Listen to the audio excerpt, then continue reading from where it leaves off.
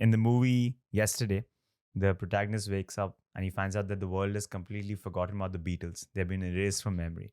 So if you were in that position and you wake up and you find out that everyone's forgotten about Pakistan cricket, completely erased from memory, the loss of which one cricketer would you think would be the greatest loss? Oof, man, that's a tough question.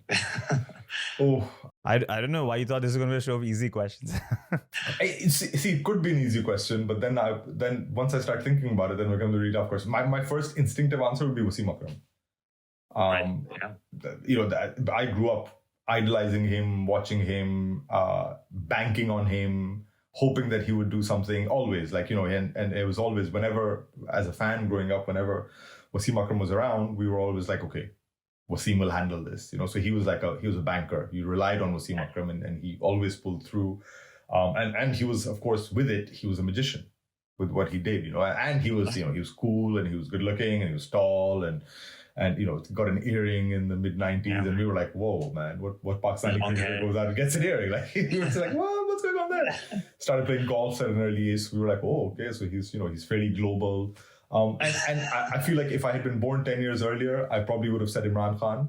And I still do to an extent. Imran Khan, I think, great cricketer. I won't get into his politics, but absolutely, amazing cricketer. But I think, for me, the guy that I think, if suddenly Pakistan cricket was erased, then Wasim Akram would be like, because Wasim Akram, I think in him are some of the most resonant kind of tropes of Pakistani cricket. Fast bowler, exceptional talent, all-round talent, didn't quite come from nowhere, but came from a nondescript enough, background for him to not be well versed into cricket, and suddenly he bursts onto the scene. Second Test match, takes 10 wickets in New Zealand, and Imran takes him under his wing, and he becomes a captain. And he's flawed, of course, because of the whole match fixing thing.